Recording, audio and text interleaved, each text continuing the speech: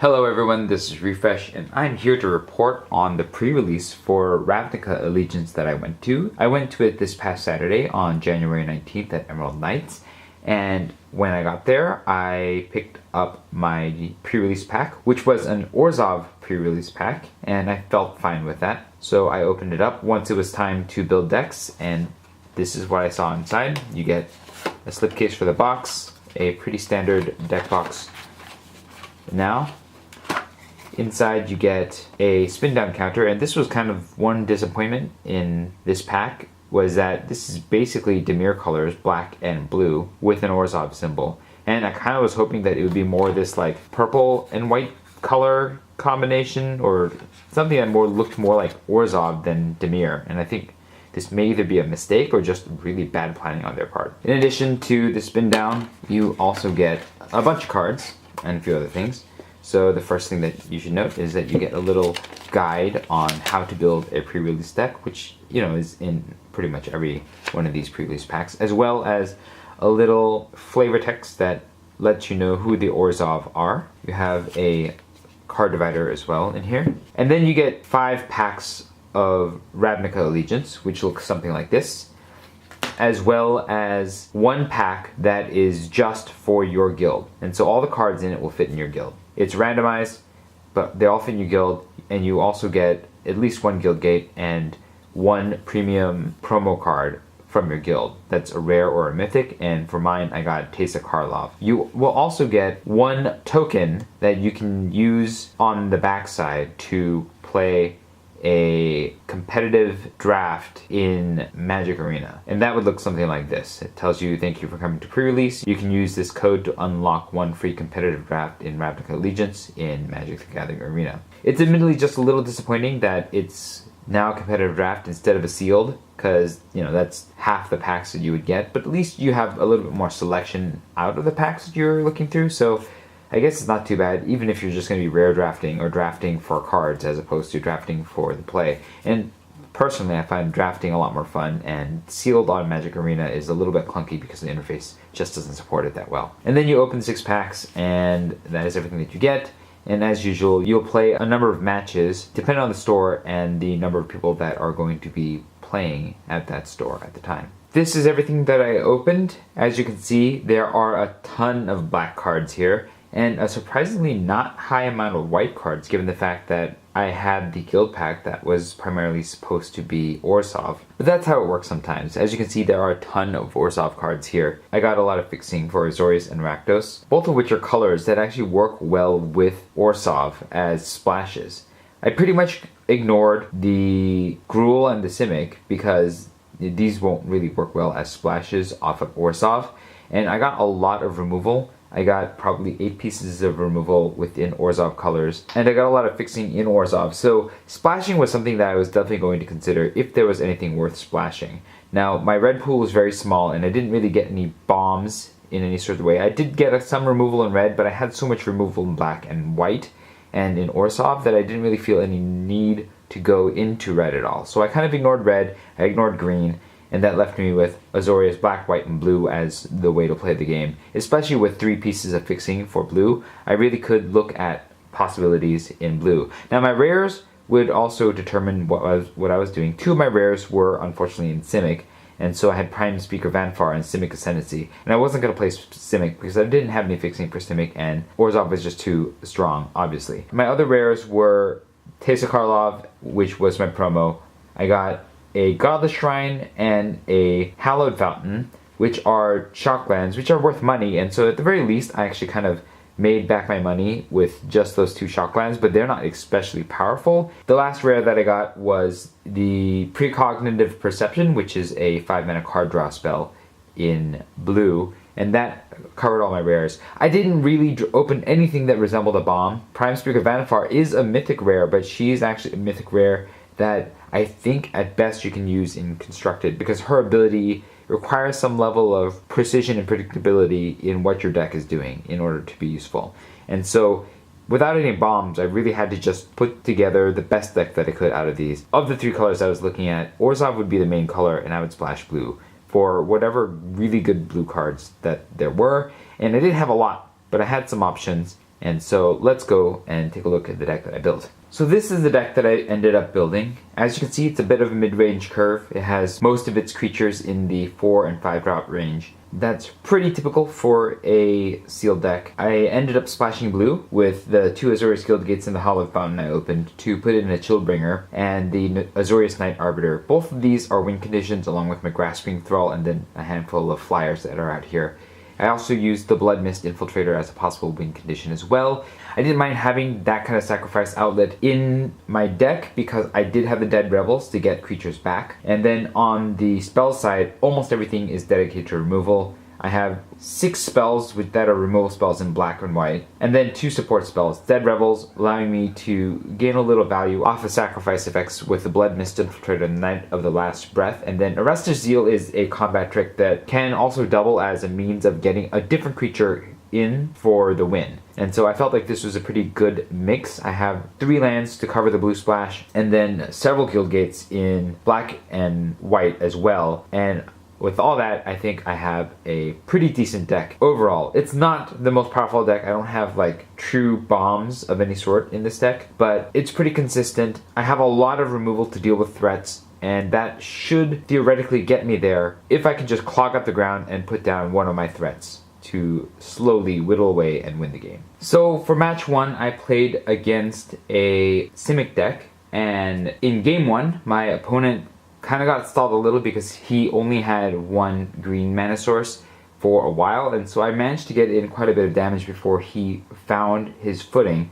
But even then, I had all sorts of removal, and he didn't have much of a board presence, so he was really forced to play suboptimally as a result of that, and so I kind of just got in for the win off of a number of cards, and that was that. In the second game, I had a problem where I couldn't draw enough mana at first. I kept a hand that had a lot of heavy drops as well as 3 lands, and my opponent started off really well, and even though I was able to remove some of his threats as he played them, ultimately I wasn't able to play very much, and my life total got quite low before I was able to play anything, and by then he had removal for pretty much everything that I played, and so I didn't even do any damage to him except for playing a Grasping Thrall for 2 damage, and it died very shortly after I played it. And so that was that. I lost the second game on the draw, and we went to game 3. I decided to play this time. I drew in the very first game because I thought that being a more controlling deck would be better to be on the draw, but I realized that because of the number of Guild Gates that I had,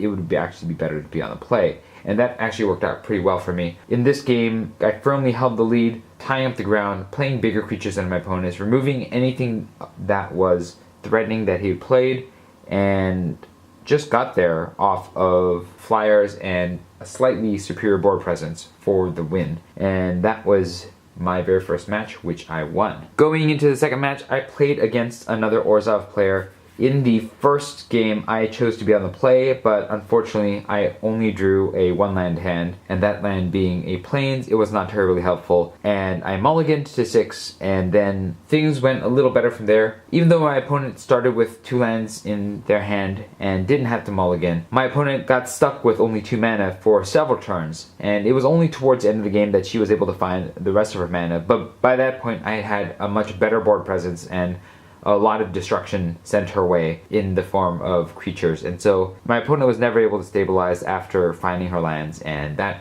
got me the win. In the second game, my opponent chose to be on the play, and I had to take a mulligan to 5 off of a 0-land hand and then a 6-land hand. And so on 5, I got a couple mana and some spells, and I didn't think that I would stand a chance, but I did manage to play a few cards here and there. Unfortunately, my opponent's card advantage from the start was by 2, and she also had a better start in general, and so I actually wasn't really able to do any damage at all except towards the end. And even then, my opponent was just laughing off the damage because she had so much life. I think at one point she got up to 28 life, and my opponent always had a superior board, and she, like my deck, she had a lot of removal to take care of my creatures, and so there wasn't much that I could do, and so I lost the second game. So the third game began with a mulligan to 6 for both of us, and I was on the play, and basically we got into a humongous board stall, but my opponent had an ill-gotten inheritance out. And so despite the fact that we really couldn't profitably attack through each other, she would hit me for 1 damage, gaining 1 life almost every turn. And so even when we were able to remove each other's best threats, there wasn't really much attacking that we could do, and we just kind of grinded it out all the way until her ill-gotten inheritance actually got the win at the end. The third match was up against a teamer deck. In this game, I took a mulligan to 6, and while I was able to gain quite a bit of life over the course of the game thanks to the Impassioned Orator and using a Consume to destroy some big creatures, eventually my opponent was able just to play bigger creatures than me and outclassed me overall. I think he won in the end because he just had a really large flying hexproof creature that I didn't have any way of dealing with. The big creatures outclassed all my creatures, and my removal was unable to work on the hexproof creature, and I lost. In the second game, I had to take another mulligan because of land problems, and my opponent got a ridiculous start, curving out into adapters that he would be able to increase the size of very quickly, and I barely was able to play any creatures before my opponent was just outclassing me entirely on the board, and I was stuck having to chump with everything that I played, and he just took me out. Also, I kind of got stuck on lands, which made it even worse. And so that took me to a record of 1 and 2, which basically took me out of the running for any kind of prizes. But I paid to play, and so I decided to keep going and see what my final match would be. That final match was against an Azorius player. In the first game, I took a mulligan to 6, and it was a pretty good game. There was a lot of board stall happening, but eventually I was able to draw into more creatures than my opponent. That was pretty much all I needed, as well as some good tricky removal and play of my 1 combat trick. And that got me a slightly better board state, primarily chipping away with my Azorius Knight Arbiter for the win. In the second game, I took yet another mulligan to 6, but this time I was on the draw, and the hand that I kept wasn't great. I had 4 and 5 drops and lands, and I really wasn't able to play much in the way of early game creatures, and so my opponent got a pretty good start in terms of damaging me and was able to play creatures pretty well, whereas I wasn't able to do much. And eventually my opponent took out my flyers and got a flying army down, and there was precious little that I could do at that point except die to her army of flyers. Our final match, I again took a mulligan to 6, and that marks me, I think, taking a mulligan on every single game except in the games in my very first match. But that's just how Magic works sometimes. But in this game, we stalled out really hard. Both of our decks in general were kind of on the weaker power level side, but with lots of removal, and that's pretty much all we did. We played our small creatures that could not attack through each other, and then we played our removal. Eventually I managed to play an Ill-Gotten Inheritance and an Azorius Knight Arbiter, and that was chipping in for a little bit of damage here and there, but my opponent was also gaining life off of Impassioned Orators for a while, and then she was retaliating with a little bit of damage here and there from her flyers, and that race was very slow as a result of both of us gaining life over the course of the game, eventually taking us all the way to time. And in turns, I think she had a slight advantage. If she had maybe 3 or 4 more turns, she would have eventually won the race, but we only had 5 turns, and that was the end of time, and so the game ended at a draw, leaving me with a 1-1 record, and that was my games for Ravnica Allegiance Prerelease. For my troubles, I was awarded 1 participation pack of Ravnica Allegiance. Pretty much everything that I said about the Guild of Ravnica Prerelease also applies here. The one downgrade to this overall experience was that they downgraded the digital bonus included in this pack from a sealed deck to a draft, and that was the one downgrade. That's not enough to make it that much worse. I do like the fact that we have these guild packs with this pre-release. It really does help you feel like you're playing the guild. You get to play the guild that you want to play, and that's a nice diversion. Even though you don't want to do this all the time in Limited, I appreciated that, and even though we are short 1 rare compared to those past pre-releases, I still enjoyed the gameplay enough that didn't really bother me. The sealed decks all played fairly enjoyably. I thought that the Simic deck looked like a lot of fun to play just because of how big it can get. The more controlling Orzhov and Azorius decks were a bit on the slower side and not filled with as many bombs as far as I saw, and that led to some really grindy games, particularly between Orzhov and Azorius. I'm not sure that that was the best experience as far as sealed goes, just because of how long some of the games went. Although I did enjoy how this set played, I do feel like this set is probably going to be better in draft than in sealed, just because of how some of the payoffs for the mechanics work. And so I'm looking forward to playing this more in draft, but like I've said before, I kind of wish that there was just something a little bit more to the pre-release experience. But this is probably a better pre-release experience than we've seen in a little while. So I had a good time. If you played pre-release, let me know what your experience was like in the comments below and what you thought of my deck. If you enjoyed this video, hit the like button for me. If you'd like to see more such videos, hit subscribe. This is Refresh. Thanks for watching, and I will see you next time.